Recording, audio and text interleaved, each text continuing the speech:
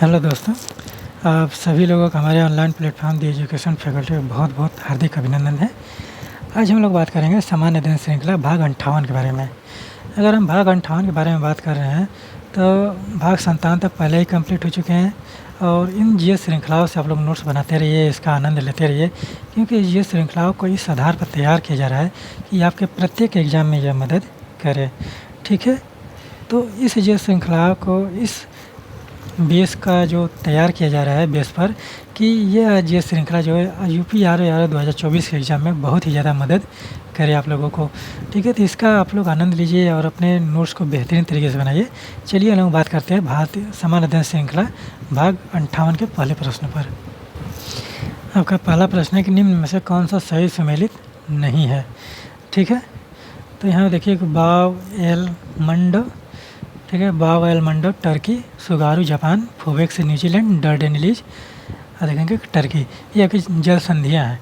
ठीक है, तो जल संधियाँ ये पूछा जा रहा है कि ये कहाँ पर पाए जाते हैं, किस देश में अवस्थित हैं। बाव एल मंडो ये आपका आप देखेंगे कि ये आपका यमन जिबूती को अलग करता है। ठीक है, तो यहाँ पर देखिए कि लिख लीजिए इसको, बाव एल मंडो। ठीक है, ये कहाँ पर है, ये इसमें आप देखिए कि यह यमन और जिबूती, यमन व जिबूती, जिबूती। ठीक है, और सागर कौन कौन सा है, और देखिए लाल सागर व अरब सागर, लाल सागर व अरब सागर। ठीक है, तो आप लोगों को पता है कि जल संधियाँ क्या होती हैं। जल संधियाँ आप इस तरह समझिए कि वह जल की सकरी राशि जो एक समुद्र को, यानी कि इस तरह समझिए कि एक ऐसी जल की सकरी राशि जो दो बड़े जल राशियों को जोड़े और दो बड़े भूखंडों को अलग करे। ठीक है, वो होती है आपकी जल संधि। ठीक है, यानी कि एक जल की सकरी राशि जो एक दो जल राशियों को, दो बड़ी जल राशियों को जोड़े और दो बड़े भूखंडों को अलग करे, वो होती है आपका जल संधि। ठीक है, और फिर एक बार टर्की की अगर हम बात करें, टर्की में आप देखिए कि बास्फोरस, ठीक है, एक तो डार्डेनेलीज हो गया, एक बास्फोरस लिख लीजिए। टर्की में बास्फोरस जल संधि, बास्फोरस। ठीक है, तो बास्फोरस जो जल संधि है, आप देखिए कि ये कहाँ पर पाई जाती है। टर्की में कौन कौन से सागर यहाँ पर हैं, ये टर्की में पाई जाती है। ठीक है, यहाँ पर देखिए कि काला सागर व मरमरा सागर, काला सागर व मरमरा सागर। ठीक है, इन दोनों को जोड़ती है, इन दोनों को जोड़ती है, टर्की में किसी भूखंड को अलग करती होगी। तो ये वही बात किया जा रहा है कि ऐसी सकरी जल की राशि जो दो भूखंडों को अलग करे और दो जल राशियों को जोड़े। और सुगारू जापान में पाया जाता है। और यहाँ पर कौन कौन से सागर है, जापान सागर है, और देखेंगे कि जावा सागर है, सॉरी जावा सागर का है, प्रशांत महासागर है। ठीक है, यहाँ पर जापान सागर और वह प्रशांत महासागर। ठीक है, प्रशांत महासागर। फिर इसका न्यूजीलैंड देखिए, यहाँ पर आप देखेंगे कि तस्मान सागर है और देखिए कि जावा सागर है। ठीक है, तस्मान सागर व जावा सागर। यहाँ पर देखिए डार्डेनेलीज जल संधि है, वो है आपका मरमरा सागर व एजियन सागर, मरमरा सागर व एजियन सागर। ठीक है, एजियन सागर। इस तरह से आप लोग नोट डाउन करते चलिए। तो यहाँ पर जो जल संधि सम्मिलित नहीं है वो आपका बाव एल मंडो है, जो आपकी यमन जिबूती में पड़ती है, यमन को जिबूती से अलग करती है और यहाँ पर लाल सागर व अरब सागर को जोड़ती है। तो वह जल की सक्रिय राशि जो दो भूखंडों को अलग करे और जो दो जल राशियों को जोड़े, वो आपकी जल संधि कहलाती है। चलिए आगे बढ़ते हैं। आपका अगला प्रश्न है कि हूबर बांध किस नदी पर बनाया गया है? हूबर बांध कहाँ पर, किस नदी पर बनाया गया है? तो आप लोगों को बताना है कि हूबर बांध ये आपका भारत के बाहर बनाया है, विश्व में नील नदी पर, कोलोराडो नदी पर, जाम्बेजी नदी पर। तो चलिए हम इनसे एक एक बांधों के बारे में लिख देते हैं और बांधों से प्रश्न पूछा जाता है। नील नदी पर अगर हम बात करें, नील नदी पर आसवान बांध है। कौन सा बांध है? आसवान बांध, आसवान बांध। जाम्बेजी नदी पर, जाम्बेजी नदी पर करीबा बांध है। क्या कौन सा बांध है? करीबा, ठीक है, करीबा बांध है। कोलोराडो नदी पर है आपका हूबर बांध, ठीक है, कोलोराडो नदी पर, कोलोराडो नदी कौन सा बांध है? हूबर बांध, ठीक है। तो इस तरह से आप लोगों से बांधों के बारे में पूछ लिया जाता है और आप लोग अन्य बांधों का भी विवरण तैयार कीजिए और अपने नोट्स में दर्ज कीजिए, क्योंकि इसमें मिलान करने के लिए भी दे देता है और आप लोगों को या तो डायरेक्ट इसी तरह से पूछ लेगा या फिर आपको कूट की सहायता से भी सॉल्व करने को ये दिया जा सकता है, ठीक है। तो चलिए ये सारी चीज़ें लोग नोट डाउन करिए। चलिए आगे बढ़ते हैं। आपका अगला प्रश्न है कि निम्न में से कौन सी नदी मकर रेखा को 2 बार काटती है? ठीक है, नदी मकर रेखा, ठीक है। कर्क रेखा के बारे में नहीं दिया गया है क्योंकि कर्क रेखा भारत के 2 बराबर भागों में बांटती है। तो कर्क रेखा को काटने वाली कौन सी नदी है? वो माही नदी है, ठीक है। यहाँ पर हम पहले कर्क रेखा के बारे में बता देते हैं क्योंकि भारत का मामला है ना, ठीक है। तो यहाँ पर आपका कर्क रेखा हो गया, माही नदी, ठीक है। कहाँ पर काटती है? गुजरात में, राजस्थान में, गुजरात में साथ काटती है। कांगो नदी, इसको जारे नदी भी बोला जाता है, ये भूमध्य रेखा को 2 बार काटती है, भूमध्य रेखा, ठीक। लिम्पोपो नदी जो है ये आपके अफ्रीका महाद्वीप में पड़ती है। अफ्रीका में तो मान चलिए कि लिम्पोपो है, कांगो नदी दोनों अफ्रीकाई महाद्वीप में है और नील नदी भी आपका अफ्रीका महाद्वीप में है। और ये जो है आपकी मकर रेखा को 2 बार काटती है, ठीक है। किस रेखा को? मकर रेखा, क्योंकि आप देखेंगे कि मकर रेखा भारत में पड़ता ही नहीं है। तो इस तरह से आप लोग नोट डाउन करते चलिए। और एक नदी ऐसी है जो भूमध्य रेखा को ही शायद वो 3 बार काटती है और ब्राज़ील में पड़ती है। उसका आप लोग नाम बताइए कौन सी नदी है, ठीक है। दक्षिण अमेरिका, ब्राज़ील में पड़ती है, वो भूमध्य रेखा को 3 बार काटती है, ठीक है। तो इस तरह से आप लोगों को नोट्स बनाने चाहिए और नोट डाउन करते चलिए आगे बढ़ते हैं। आपका अगला प्रश्न है कि निम्न में से किस आर्थिक सुधार में सरकारी नियंत्रण को, ठीक है, कौन सा आर्थिक सुधार है कि सरकारी नियंत्रण को शिथिल और समाप्त करने का प्रयत्न किया जाता है? ठीक है, कि जिसमें सरकार का हस्तक्षेप है उसमें ना के बराबर हो जाए।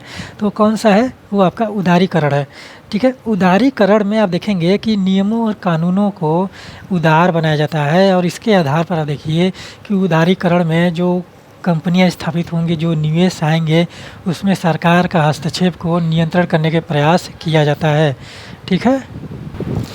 वैश्वीकरण वो होता है कि आप देखेंगे कि किसी बंद अर्थव्यवस्था को विश्व के लिए खोल दिया जाए। यानी कि अगर बंद अर्थव्यवस्था वो होती है कि किसी देश में अगर बंद अर्थव्यवस्था का प्रचलन है तो वहाँ पर सिर्फ उसी देश के लोग जो है निवेश कर सकते हैं, ठीक है। उसी के देश के लोग वहाँ पर विनिर्माण कर सकते हैं। लेकिन वैश्वीकरण में ये होता है कि आप यदि कोई देश है तो वहाँ के लोग तो निवेश उस देश में करेंगे, लेकिन बाहरी देश के लोग भी वहाँ पर जब उस देश में निवेश करने लगेंगे तो वहाँ पर वैश्वीकरण हो जाता है। और वैश्वीकरण के आधार पर ही आप देखेंगे कि विनिवेश होता है। और निजीकरण का मतलब आप जानते हैं कि प्राइवेटाइजेशन होता है, कि यहाँ पर सरकार का हस्तक्षेप बिल्कुल भी नहीं होता है, ठीक है। तो यहाँ पर ये चारों चीज़ें आप लोगों को समझ में आया। विनिवेश होता है कि जो निवेश की संग बढ़ाए और निवेश को सुचारू रूप से चलाए और निवेश में निवेश किया जाए तो वहाँ पर विनिवेश हो जाता है, ठीक है। तो ये सारे की विचारधाराएं जो हैं आप लोग लेकर नोट डाउन करते चलिए और समझने का प्रयास कीजिए। चलिए आगे बढ़ते हैं। आपका अगला प्रश्न है कि पदार्थ का प्रज्वलन ताप कहलाता है। क्या पूछा जा रहा है? प्रज्वलन ताप, ठीक है। जिस ताप पर कोई जलती हुई वस्तु बुझ जाए। सामान्य ताप का उदाहरण है वह ताप जिस पर वस्तु द्रव अवस्था से ठोस अवस्था में बदल जाए। ठीक है, वह ताप जिस पर कोई वस्तु जलने लगे। तो आप जानते हैं कि प्रज्वलन ताप वह ताप होता है जिस पर कोई वस्तु जल उठे, यानी कि उससे ऊष्मा निकलने लगे, जलने लगे, तो वहाँ पर वह ताप प्रज्वलन ताप कहलाता है। ठीक है, तो ये आपका स्ट्रेट फॉरवर्ड प्रश्न था और एकदम सिंपल प्रश्न था। तो आप लोग इसको नोट डाउन करते चलिए और इसको समझने का प्रयास कीजिए। चलिए आगे बढ़ते हैं। आपका अगला प्रश्न है कि भारतीय ओलंपिक परिषद की स्थापना कब की गई? किसकी बात का किया जा रहा है? Indian Olympic council. ठीक है, इसके बारे में पूछा जा रहा है। इसकी स्थापना कब की गई थी? 1924 ईस्वी में किया गया था। ठीक है, भारतीय ओलंपिक परिषद, इंडियन ओलंपिक काउंसिल और इंटरनेशनल ओलंपिक काउंसिल वही बात है। ठीक है, आईओसी की स्थापना और इसका मुख्यालय आप लोग बताना है कि कहाँ पर है। ठीक है, भारत में इसका मुख्यालय और विश्व के परिप्रेक्ष्य में आईओसी का मुख्यालय कहाँ पर है, इसको आप लोग कमेंट बॉक्स में करिए या आप लोग टेलीग्राम चैनल से जुड़कर वहाँ पर अपने आंसर दीजिए। ठीक है, चलिए आगे बढ़ते हैं। आपका अगला प्रश्न है कि भारत में कागज़ के सबसे प्राचीनतम साक्ष्य, किसके कागज़ के सबसे प्राचीनतम साक्ष्य पाए जाते हैं, वो कब के हैं? ठीक है, तो आप देखिए कि भारत में जो सबसे प्राचीन साक्ष्य हैं, जो कागज़ का निर्माण कहाँ हुआ है? चाइना में हुआ है, चीन में हुआ है कागज़ का निर्माण।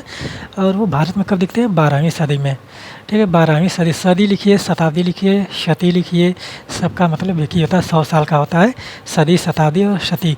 अगर हम 12वीं शती लिख दें वो भी हो जाएगा, 12वीं शताब्दी लिख दें वो भी सही है। ठीक है, तो इस तरह से आप देखिए। और यह कहाँ पर है? आशुतोष संग्रहालय। यह कहाँ पर है? आशुतोष संग्रहालय, आशुतोष संग्रहालय। और यहाँ कहाँ पर है? यह है आपका कलकत्ता में। ठीक है, कलकत्ता में है। कलकत्ता पड़ता है आपका पश्चिम बंगाल में।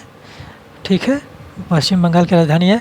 और यहीं पर आशुतोष संग्रहालय में 1105 ईस्वी का कागज़ संरक्षित है, कागज़ रखा हुआ है। ठीक है, रखा हुआ है, जो सबसे प्राचीन माना गया, जो सबसे प्राचीन माना जाता है। ठीक है, माना जाता है।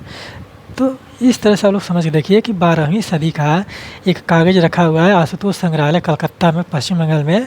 1105 ईस्वी का है और वो जो भारत में सबसे प्राचीन माना जाता है। और बाकी चीज़ें आप देखेंगे कि जो वेद पुराण ग्रंथ पाए जाते हैं वह तो लकड़ी पर पाए जाते हैं, लकड़ी के पांडुलिपियों पर पाए गए हैं या पत्तों पर पाए गए हैं या अभिलेखों के रूप में पाए गए हैं। तो वहाँ पर कागज़ों का प्रयोग नहीं किया गया है। ठीक है, तो इस प्रकार से इसको समझ कर देखिए। चलिए आगे बढ़ते हैं। आपका अगला प्रश्न है कि घोड़े के नाल के आकार की मेहराब। ठीक है, किसके आकार की मेहराब? घोड़े के नाल के आकार की मेहराब का सर्वप्रथम प्रयोग में लाए गए थे। ठीक है, तो घोड़े के नाल के आकार की मेहराब सर्वप्रथम प्रयोग में कहाँ लाए गए हैं? अब देखिए कि वो लाए गए थे अलाई दरवाजे में। और अलाई दरवाजे का जो निर्माण किया गया है, आप देखेंगे कि इसमें 2 चीज़ों का प्रयोग सर्वप्रथम हुआ है। अलाई दरवाज़ा, ठीक है, यह कहाँ है? दिल्ली में है। ठीक है, दिल्ली में कहाँ पर? कुतुब मीनार के पास में है। ठीक है, कुतुब मीनार के पास। ठीक है, कुतुब मीनार के पास में है। और इसमें आप देखेंगे कि घोड़े के नाल के आकार का मेहराब, घोड़े के नाल के आकार का मेहराब, आकार का मेहराब व और एक चीज़ इसमें और प्रयोग किया गया था कि चतुष्केंद्रीय मेहराब। ठीक है, एक चीज़ है और चतुष्केंद्रीय मेहराब, केंद्रीय मेहराब। ठीक है, इसको ट्यूडर मेहराब भी बोला जाता है। ठीक है, इसको ट्यूडर मेहराब, ट्यूडर मेहराब, मेहराब का पहली बार प्रयोग किया गया, पहली बार प्रयोग हुआ। ठीक है, कहाँ पर हुआ है दोनों का प्रयोग? अलाई दरवाज़ा। और इसका निर्माण किसने करा है? अलाउद्दीन खिलजी ने। ठीक ठीक है, किसने करवाया? अलाउद्दीन खिलजी ने। ठीक है, अलाउद्दीन खिलजी अलाई दरवाज़ा बनवाया है। और उस अलाई दरवाजे में आप देखेंगे कि घोड़े के नाल के आकार का मेहराब है और चतुष्केंद्रीय मेहराब पहली बार प्रयोग में लाया गया था, पहली बार उसमें बनवाया गया। और गयासुद्दीन तुगलक का मकबरा जो है वो मुझे नहीं पता कहाँ पर है, आप लोग कमेंट बॉक्स में कमेंट करके बताइए और टेलीग्राम चैनल पर वहाँ पर जुड़कर अपने इसका आंसर बताइए गयासुद्दीन तुगलक का मकबरा कहाँ पर है। ठीक है, क्योंकि गयासुद्दीन तुगलक का मकबरा हम नहीं जानते कहाँ पर है। कुव्वत उल इस्लाम मस्जिद आप जानते हैं कि इसी कुतुब मीनार में ही है और कुतुब मीनार के प्रांगण में कुव्वत उल इस्लाम मस्जिद है। और उसी मस्जिद पर अभी देखेंगे कि भारत में केस भी चल रहा है कि वहाँ पर शिव मंदिर को माना जाता है। ठीक है, शिवलिंग माना गया है, तो उस पर केस किया गया है। वो कुतुब मीनार के प्रांगण में है कुव्वतुल इस्लाम मस्जिद, और इसका निर्माण कराया गया था कुतुबुद्दीन ऐबक के द्वारा। कुव्वतुल इस्लाम मस्जिद का निर्माण कराया गया कुतुबुद्दीन ऐबक के द्वारा। और कुतुबुद्दीन ऐबक ने, अब देखिए कि कुतुबुद्दीन ऐबक, यहाँ पर देखिए कुतुबुद्दीन ऐबक ने भारत में देखिए कि कुव्वतुल इस्लाम मस्जिद का निर्माण कराया है, फिर राजस्थान में 2.5 दिन का झोपड़े का निर्माण कराया है। ठीक है, तो यहाँ पर लिख देते हैं कुतुबुद्दीन ऐबक,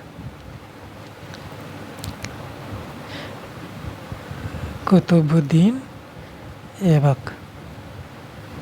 ठीक है, कुतुबुद्दीन ऐबक ने करवाया था। और कुतुबुद्दीन ऐबक ने ही कुतुब मीनार का भी निर्माण कार्य प्रारंभ करवाया है, निर्माण नहीं किया है, प्रारंभ करवाया है। ठीक है, नींव इसी ने रखा था, क्योंकि कुतुब मीनार के निर्माण में 3 लोग हैं, कुतुबुद्दीन ऐबक है, इल्तुतमिश है और फिर उसके बाद फिरोज शाह तुगलक है।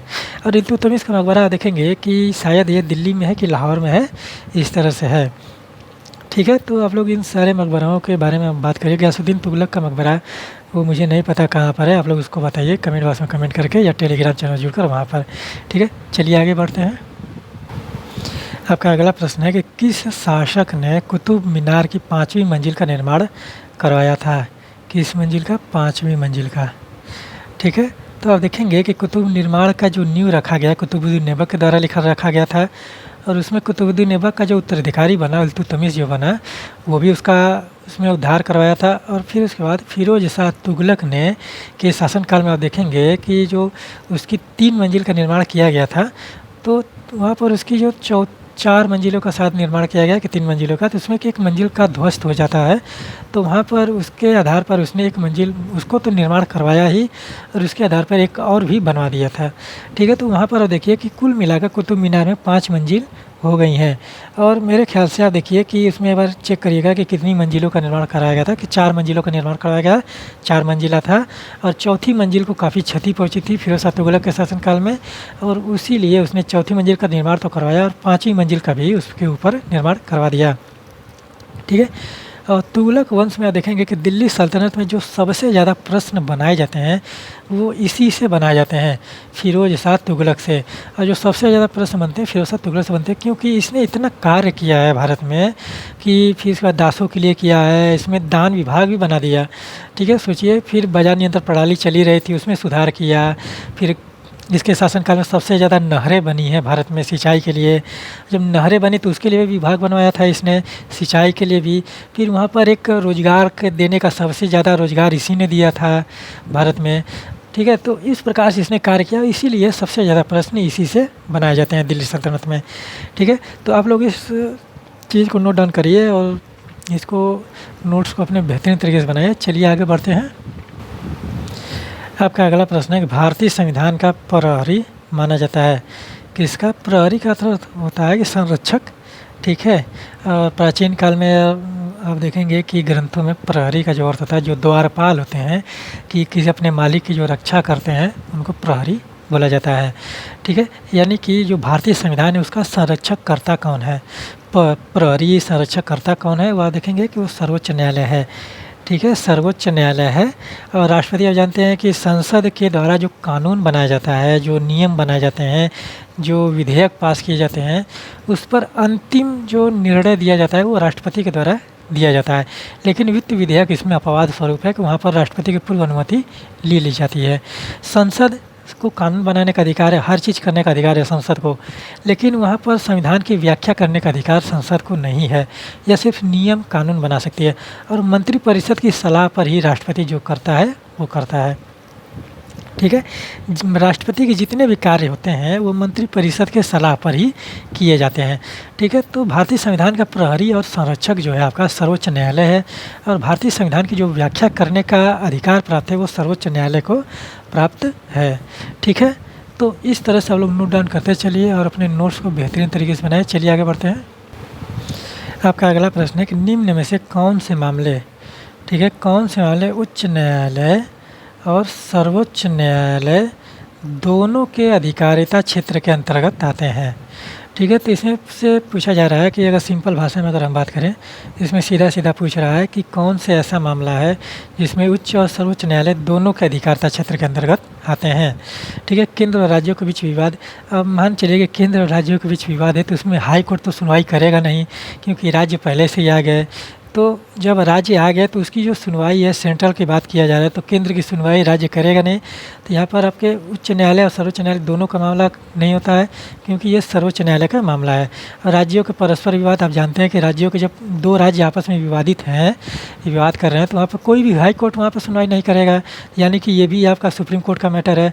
मूल अधिकारों का परिवर्तन ये आपका दोनों से संबंधित है, इसकी सुनवाई जो है दोनों कोर्ट में हो सकता है। संविधान को उल्लंघन से संरक्षण, ये भी तो आपका जो संविधान का संरक्षक माना गया है वो सुप्रीम कोर्ट माना गया है। ठीक है, तो यहाँ पर इस तरह से आप लोग कॉन्सेप्चुअल प्रश्न को इस तरह से हल कर सकते हैं कि आप अपने विवेक के आधार पर वो सोच सकते हैं कि किस प्रकार से जो संबंध है राज्य, केंद्र राज्यों के बीच जो विवाद होते हैं उसकी सुनवाई किस प्रकार से की जा सकती है। ठीक है, तो चलिए आगे बढ़ते हैं। आपका अगला प्रश्न है कि उच्चतम न्यायालय के अधिकारिता क्षेत्र को, किस न्यायालय के, सर्वोच्च न्यायालय के अधिकारिता क्षेत्र को कौन बढ़ा सकता है। ठीक है, तो उच्चतम न्यायालय का अधिकारिता क्षेत्र को हमने इसको बारे में आपको बताया था पिछले ही जीएस श्रृंखला में, कुछ हो गए हैं, कुछ दिन हो गए। तो वहाँ पर देखें कि जो निर्णय लेने की जो शक्ति है वो आपका न्यायालय के अधिकार क्षेत्र में आता है, लेकिन उस निर्णय लेने के लिए जो कानून बनाया जाता है वो संसद के द्वारा बनाया जाता है। ठीक है, यानी कि जो उच्चतम न्यायालय का जो कार्य क्षेत्र है उसको विस्तारित करने का जो प्रावधान है वो आपके संसद के पास है। और अनुच्छेद कौन सा है यहाँ पर लिख लीजिए, अनुच्छेद 138 है, आर्टिकल 138। अनुच्छेद 138 के तहत यहाँ पर आप लोगों को देखिए कि अनुच्छेद 138 के तहत संसद जो है उच्चतम न्यायालय के अधिकारिता क्षेत्र को बढ़ा सकती है। ठीक है, तो ये आप लोगों का आखिरी प्रश्न था। तो आप लोग इन जीएस श्रृंखलाओं से नोट्स बनाते रहें और अपने नोट्स को बेहतरीन तरीके से बनाएं, और उम्मीद करते हैं कि आप लोगों को यह जीएस श्रृंखला पसंद आती होगी और आप लोग अपने पढ़ाई को सही दिशा निर्देशन और अच्छे तरीके से करिए। ठीक है, और करप्शन से तो एकदम बच कर रहिए, करप्शन पर एकदम बिल्कुल मत जाइए, क्योंकि भारत सरकार ने जिस तरह से एक्शन लिया है करप्शन पर वो देखिए कि किस प्रकार से है। ठीक है, तो उसको आप लोग समझने का प्रयास कीजिए कि किस प्रकार से भ्रामक विज्ञापनों को दर्शाकर वहाँ पर किस प्रकार से विद्यार्थियों को बहलाया जा रहा है, फुसलाया जा रहा है। तो उस तरह से आप लोग सावधान रहें, उन सारी चीज़ों से बचें और अपने पढ़ाई को सही तरीके से लेकर चलें। ठीक है, तो आशा करते हैं आप लोग स्वस्थ होंगे और अपने घर वालों और अपने माता पिता का ख्याल अच्छे से रख रहे होंगे। तो यहीं पर मैं अपने वाणी को विराम देता हूँ। मिलते हैं अगली श्रृंखला में इसी तरह से शानदार तरीके से। तब तक के लिए धन्यवाद।